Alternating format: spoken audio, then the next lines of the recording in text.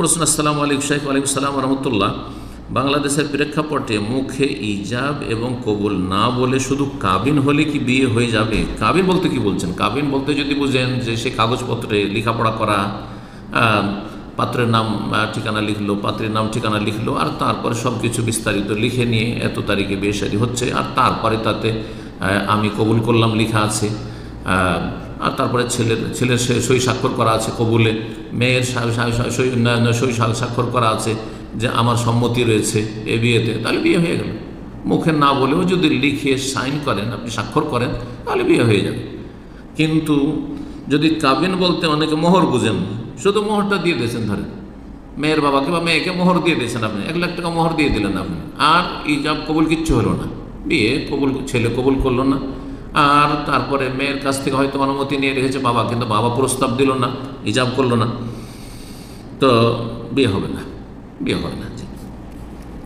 বিয়ের জন্য ইজাব কবুল হইতে হবে, সেটা ভাষায় হইতে হবে, আর না হলে লিখিতভাবে হইতে হবে, সই স্বাক্ষরের মাধ্যমে কমপক্ষে। বলছেন যেমন আজকে কাজী ডেকে শুধু কাবিন করে রাখা হলো এবং 2-3 মাস পর ইজাব এবং কবুলের মাধ্যমে বিয়ে পড়ানোর সিদ্ধান্ত নেওয়া হলো, কেন? প্রয়োজনটা কি একসাথে সব করে নেবেন এবং ছেলে মেয়েকে ইজাব কবুলের আগ পর্যন্ত আলাদা রাখার সিদ্ধান্ত নেওয়া হলো? ভালো কথা, আলাদা থাকলে তো কোনো অসুবিধা নেই। এমতো অবস্থায় কি তারা আজকে কাবিনের ফলে স্বামী স্ত্রী হয়ে গেল? যেমন মোহরানায় স্বামী স্ত্রী হবে না, মোহর দিয়ে রাখলেও যতক্ষণ পর্যন্ত কবুল না হবে লিখিত অথবা কথায়। জি, 2-3 মাস পর ইজাব কবুলের মাধ্যমে স্বামী স্ত্রী হবে। জি, যখন ইজাব কবুল হবে, সেটা কথায় হোক অথবা লিখিত হোক, তখন স্বামী স্ত্রী হবে। জি। 10 নম্বর প্রশ্ন। আসসালামু আলাইকুম শেখ। ওয়ালাইকুম সালাম রহমতুল্লাহ। সহবাস করার পর নাপাক অবস্থায় ঘুমানোর দোয়াগুলো কি বলা যাবে? মনে হচ্ছে যে সহবাস করার পর নাপাক অবস্থায় দোয়াগুলো, নাপাক অবস্থায় দোয়া পড়তে অসুবিধা নেই। জি, যে ঘুমাবার জন্য যে দোয়াগুলি রয়েছে আজকাল পড়া যাবে, তবে কোরআনের যে আয়াতগুলি রয়েছে, সূরা রয়েছে, আয়াতুল কুরসি পড়া, যেমন সূরায়ে ইখলাস, ফালাক, নাস আর কাফিরুন পড়া, সূরায়ে সিজদা পড়া, সূরায়ে মুলক পড়া, এগুলো জায়েজ নয়। জি, এগুলি জায়েজ নয়। অন্যান্য দোয়াগুলি পড়তে পারেন। জি, জিকির আজকারগুলি।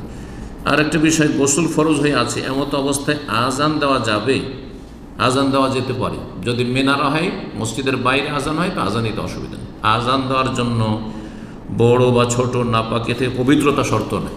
যে গোসল ফরজ থাকা অবস্থায় আজান দেওয়া জায়েজ, ওলামারা বলেছেন। শুধু উত্তম হচ্ছে পবিত্র অবস্থায়, ওযু অবস্থায়, আর বড় ছোট নাপাকি থেকে পবিত্র থাকা অবস্থায় আজান দেওয়া হচ্ছে মুস্তাহাব। আমি একটা মসজিদের ইমাম, ফজরের আজান দিতে হয়, ভালো কথা, কিন্তু আজকাল তো আজান মাইকে দিতে হয় মসজিদের ভিতরে যদি আজান দিতে হয়, তাহলে আপনি সহবাস করে দৌড় দিয়ে চলে যাবেন মসজিদে?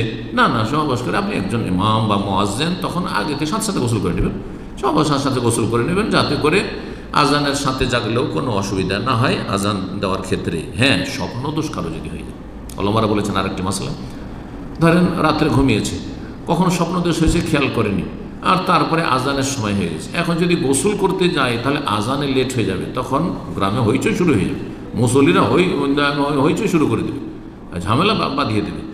সেই ক্ষেত্রে এই অনিষ্ট থেকে রক্ষার জন্য উজুটা করে, তাড়াতাড়ি উজু করে নিয়ে নাপাকিটাকে হালকা করে নেন, আপনার অপবিত্রতা হালকা করে নিয়ে আপনি যান, আর মাইকের কাছে গিয়ে আজানটা দিয়ে বসবেন না, আপনি সেখানে আজান দিয়ে তাড়াতাড়ি আবার মসজিদে বেরিয়ে যাবেন, আর তারপরে গোসল করবেন। এটাকে ওলামারা জায়েজ বলেছেন, পরিস্থিতি বাধ্য করলে। আগে ওঠার চেষ্টা করি, কিন্তু হয়নি, সহবাস করে, আবার বলছি, ঘুমিয়ে যাবেন না, সাথে সাথে গোসল করবেন, সাথে সাথে